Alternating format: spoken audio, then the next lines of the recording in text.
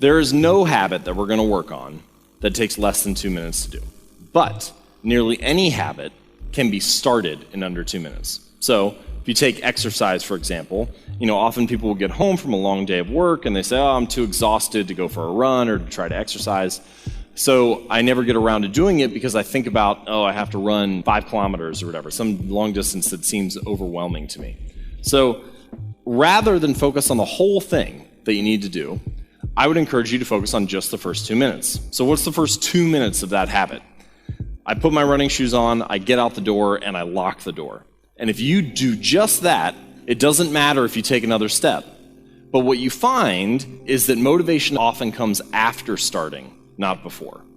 We often think that motivation is something that we're supposed to have before we do work. But motivation will come as a result of doing some small bit of work, and then we can trust that the rest of the process will flow easily. But the point here is that the motivation needed to complete a habit is at its peak at the beginning of the behavior. The greatest amount of friction for any type of task is in the beginning, is in the starting. So the key idea is make it so easy that you can't say no.